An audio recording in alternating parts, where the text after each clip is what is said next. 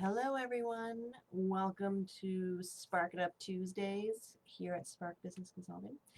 And so today we are going to talk about business plans. Why? Because they're still really, really important, almost wicked important, some might say, especially now. Whether you have a long-standing business or a new business or a brand new startup, a business plan is still extremely, extremely important to have. And here's why. Because it is your roadmap. And from what I see for businesses that don't have that, all they're doing all day long is like a hamster in a wheel, or they're just putting fires out and they're really letting the business run them.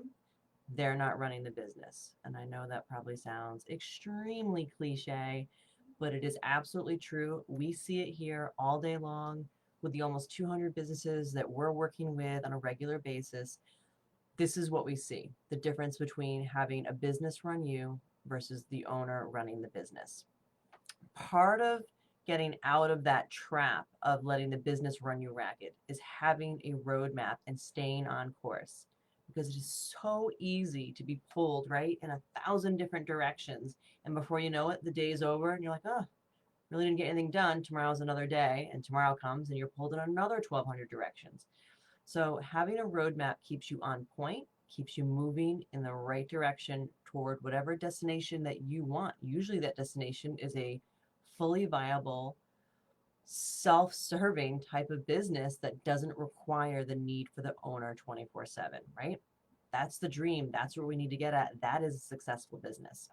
So I recently wrote an article, a blog, whatever you want to call it, about 10 reasons why business plans still matter. And they do. And they matter now more than ever.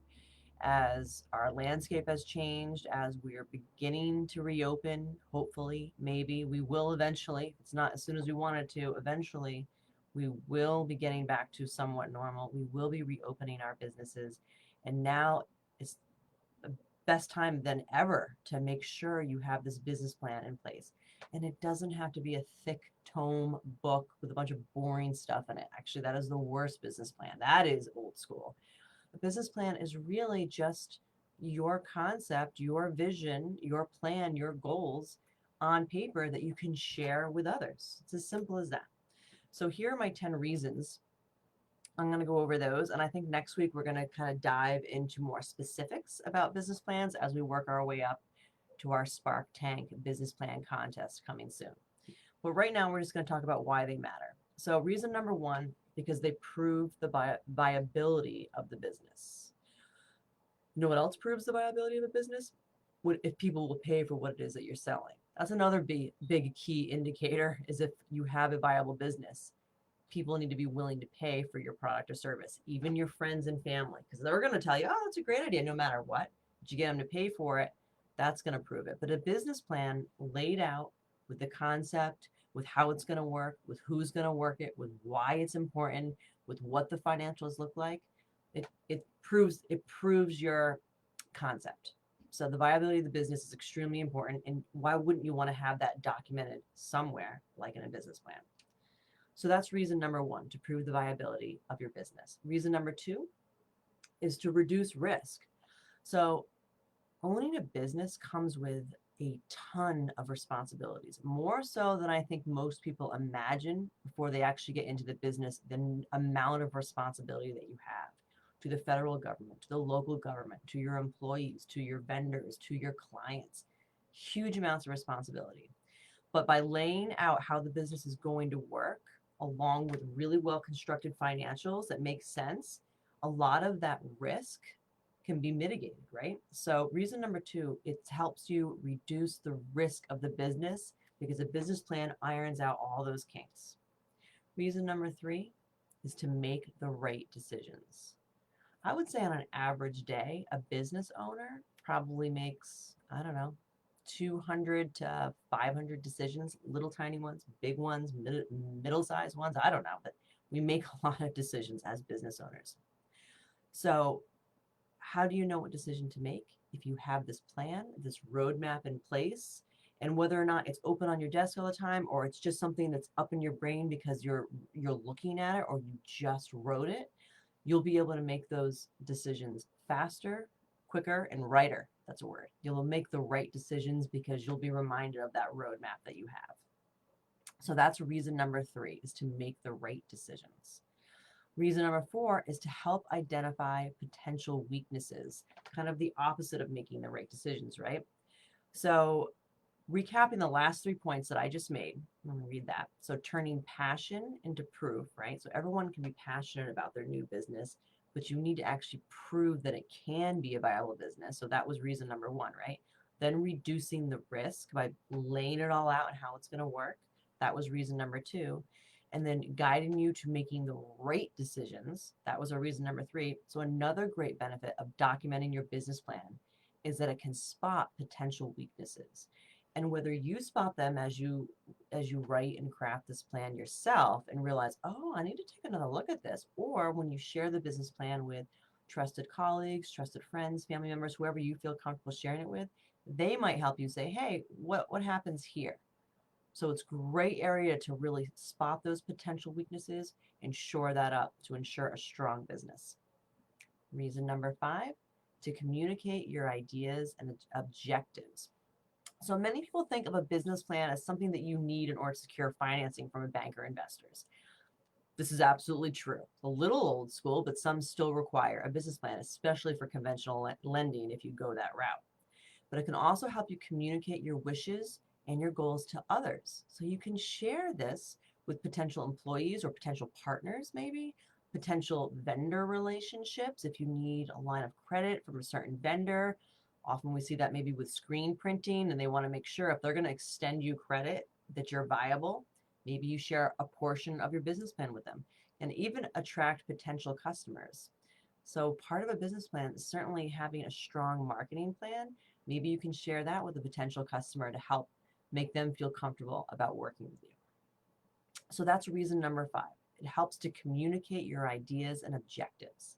Reason number 6 is to set better goals and objectives as well, but it's to set better goals. So without a business plan that strategically outlines what your goals are, those goals are really just arbitrary. So you've probably seen that meme or that phrase, a goal without a plan is just a wish, right? I've seen that a lot. So in business, you need a lot more than wishes to be successful. You need to have goals. Those goals need to be written down somewhere for you, for other people to hold the business accountable to those goals. And it helps you produce that long-term vision. You need it. So a well thought out, documented strategy that you can refer back to, like in a business plan, helps keep you grounded, helps you moving in the right direction. That is one of the superpowers of a business plan. It is extremely powerful to write your goals down somewhere where you know where they are, where you can remind yourself of them on a regular basis and keep you moving in that direction. So that's reason number 6, to set better goals. Reason number 7 is to avoid big mistakes. So this is a big one. So the SBA, I think they change, well, it depends what you Google, but honestly, usually what you'll find is 1 in every 2 businesses fail within the first 5 years. I've seen that statistic a lot, right? So not many businesses make it to their 5th anniversary. A lot of them fail within the first year. A lot of them are failing now because of what's going on with our country. Now, a business plan is not going to help you get over COVID, certainly, but it can help you in a lot of other ways. And I'm going to list a few of them off right now. So if you have a business plan, you'll be able to discover if, 1, there's no market need. What if no one wants what you're selling? What if you write this business plan and you think it's the greatest idea and you show it to a few people and they're all like, I don't know, I don't get it, or this guy does it better, or whatever it is. You need to have this plan, you need to share it with people, and you need to get honest feedback from them on your business. Second reason would be lack of capital. So in my experience in working with hundreds and hundreds of businesses over the years, being underfunded from the beginning is one of the biggest indicators that a business will fail. Not having enough cash flow really just strangles the business. So you need to be funded. The third one is having an inadequate team. So I know we all like to think that, we can be a jack of all trades and we can do it all because we're maybe be capable of doing it all. That doesn't mean you should do it all, especially in a business. So, as I wrote, no business is an island, and the importance of having the right team, the A players in the right positions is essential to the health and growth of any business. So having a team section in your business plan, this is vital. People who are reading your plan, whether they're willing to give you money or they might want to buy from you or they might want to work for you, they're going to want to know who are the people on the bus, who's driving this bus, what are they doing, where do they come from, what do they know. Really important to have that. Another reasons why businesses fail, there could be very tough competition. So you must be sure there is room for your business in the market that you're about to enter and that you can stand out from the others in that same market, also called your competition, right? So it's one thing to have built a better mousetrap. They say that a lot on Shark Tank, right? You built a better mousetrap. That's one thing. That's great.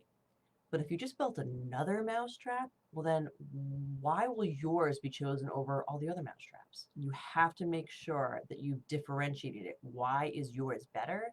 You need to solve that problem, and that needs to be displayed in your business plan. If you can't do it there, you can't do it out in the world, and it's not going to work. And then pricing is another reason why businesses fail. Pricing is so key, and this will be part of why your financials, your projections are so important. Because if you price something too high, you might not even be considered, and you might not get a second chance at that. People are just like, oh yeah, that's way too much, and they won't even think about you again. It'd be very hard to get in front of them. So pricing too high, big problem. Pricing too low, another huge problem, because you might just be considered as cheap, shabby, not shabby chic, just shabby cheap. Like, yeah, no, I'm going to stick with this guy because that one's the cheapo. You definitely don't want to have that tag on you because that one's really hard to come out from under, right? So pricing is so strategic, and it should be built into your working model as part of your financials of how you got to that pricing and why you can say without a doubt, like, yep, that's my price and here's why. Reason number 8, to provide a guide for service providers and potential future partners or employees. So this is a kind of a new way of looking at business plans in terms that you're sharing it. The old school way 20 plus years ago was like, keep those things on lockdown, right? It's the secret sauce. You can't share that. That's not really true anymore for the most part. You can share all or parts of it as long as it's written well and it's going to serve you to do so. So depending on how you write your business plan and what you are comfortable with sharing, you can also use your plan or parts of it to quickly and easily share this vision, this roadmap, this plan with others. So whether you plan on hiring all freelancers or independent contractors, or you want to hire just employees or a combination of both, but to be able to share your vision, your goals, how it's going to work, why it's going to work with these people, is going to be extraordinary, and it's going to get everybody on the same page, which is going to help catapult your business forward. Reason number 9, to better understand the broader landscape. Okay, so because writing a business plan just gives you this really well-rounded 360-degree view of the landscape of where your business fits in, this further helps to solidify your business's place among this landscape, this community that you're going to be involved in. So it's where it fits, it's who it fits, it's how it fits, it's why it fits. A business plan will answer all of these questions that are really, really huge in being able to answer for your business and solidifying its success. Simple as that. And the last one, reason number 10, is to secure financing, which is usually everybody's number one reason why they have to write a business plan. It's something you have to. It's that you should. It's you should want to write this business plan. But the story behind your business, your why, is really important and compelling in any business. But it is completely meaningless if there are no sales. A business, any business that has no revenue, is not a business at all. It's not even a nonprofit, because a nonprofit needs to have money coming in to run the nonprofit. So sales is really important. It is the lifeblood. Cash, the money you get in, is the lifeblood of the business. And if you don't have it, it's going to die, just as a human would die without blood, right? So from the startup funds to opening working capital, if you're already in business, then it's the working capital you currently have to get back in gear when all these restrictions start to lighten for us. To the profitability potential of the business, the financial plan needs to be carefully thought out. It needs to be documented, and it should be followed. These financials can be a living, breathing budget. So you can tweak them. It's not like you write them and now you're forced to stay with them. They're yours. But you need to remember that that is your guide. That was your plan, a well thought out, executed plan. And if something goes awry, then you can make adjustments, and smartly you should make adjustments, but you shouldn't just throw it to the wind and say, oh, all right, well, because that's the business running you again, as I started this Facebook Live with. Don't let your business run you. It'll never end. It'll never catch up. It's just, you can't, you have to turn around now as a business owner, and you need to grab that business and you need to run it. It should be working for you, not the other way around. And it absolutely is possible. Let me say that. It is absolutely possible.